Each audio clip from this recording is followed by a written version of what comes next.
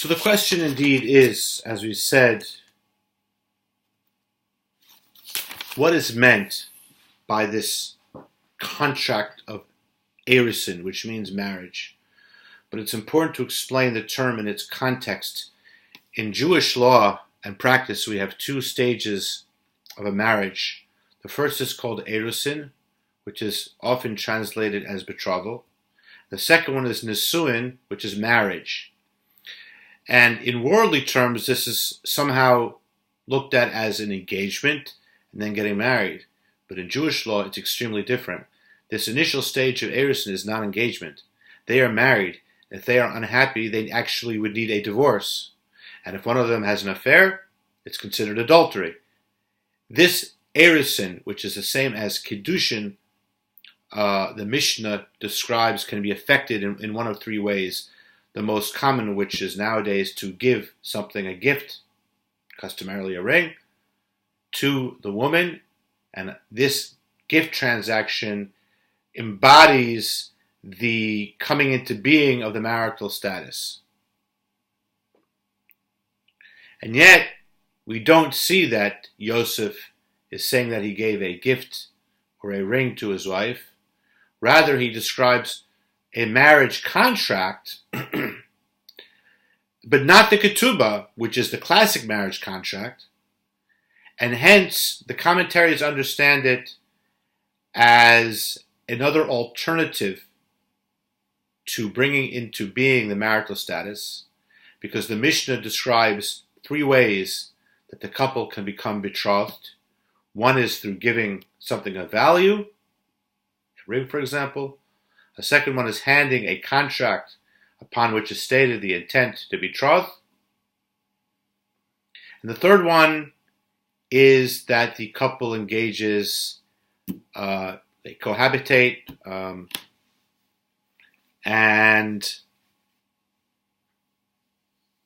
the first marital relation becomes the act of marriage, assuming that it is done with the intent to create a marriage.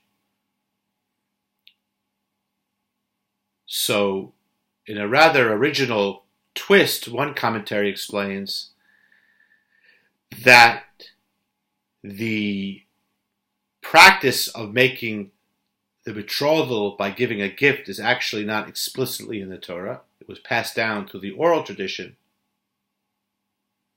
And therefore it's logical that Yosef would not have known about it.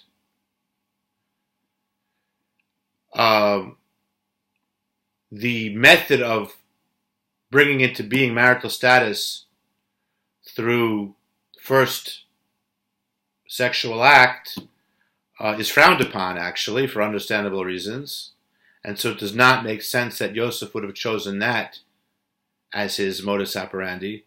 And therefore, what is left is the third method of handing a contract.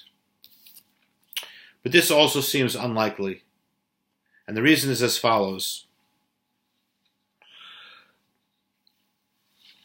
There is a fundamental difference between what constitutes a marriage in the general societal sense, and indeed the one which was common before the giving of the Torah, and the idea of kiddushin, a status of sanctity in the relationship which was commanded through the Torah. As Rambam writes, that now one of the commandments is to make this kiddushin, the man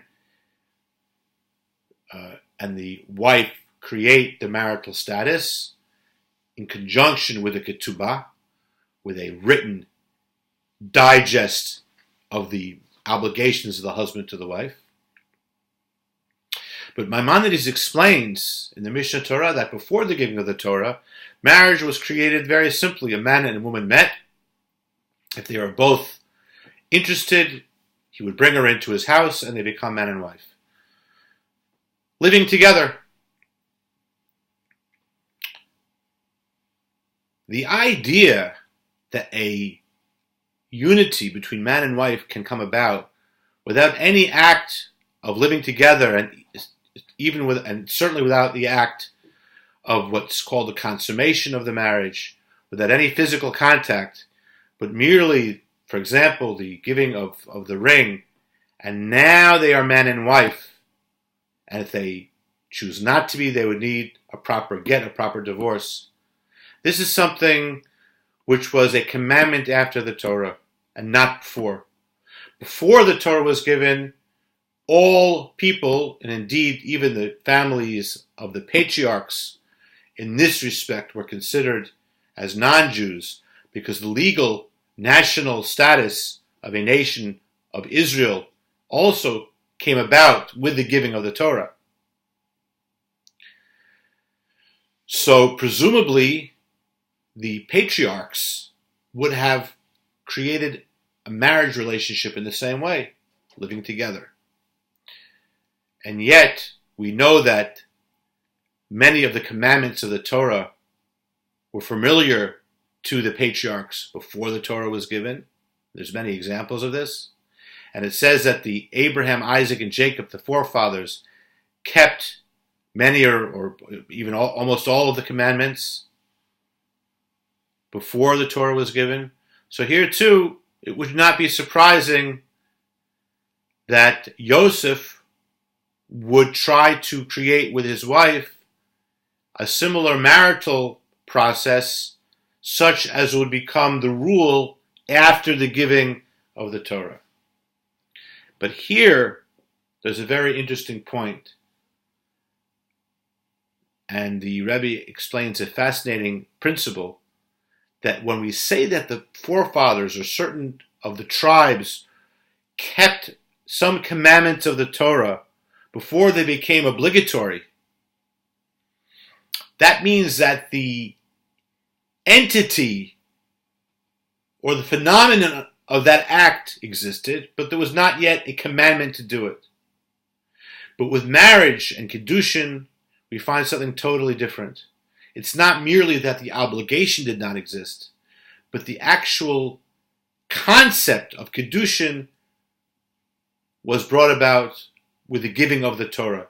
The idea that man and wife become like one entity, not through any physical act, but merely conferred by the process of Kiddushin, this is something absolutely new. And this could not have taken place before the giving of the Torah. And therefore, the Rebbe explains that indeed, when it says in Rashi that Yosef produced a marriage contract, it doesn't mean the kind of marriage contract that creates a marital status. He merely created a document which testifies to the fact that they committed themselves to be husband and wife. It is, on the other hand, sort of a harbinger of what would later become the rule of marriage in the laws of Israel. Now, why is it so that this status is something uniquely created by the Torah itself? Because the Torah is about bringing sanctity into the material world. Kiddushin also comes from the word kadosh, which means holy. And it says that a man and wife, when they unite, the Shekhinah, the divine presence, dwells amongst them. The Talmud also explains why Kiddushin is called Kiddushin, because then they become prohibited. The wife specifically can no longer be betrothed to any other man. Now this is also true of the man. At that time there was still polygamy. But there becomes an exclusive relationship, and so she becomes in a way sanctified, because kadosh in Hebrew implies separation. But at the same time, there's also a holiness that comes into the relationship. And this idea of bringing holiness into the physical world occurred only after the Torah was given. It was the giving of the Torah at Mount Sinai that imbued the universe, the physical universe, with this capacity to fuse spiritual and physical. And that phenomenon reflects itself in the new way that people get married after the giving of the Torah, which is with Kiddushin.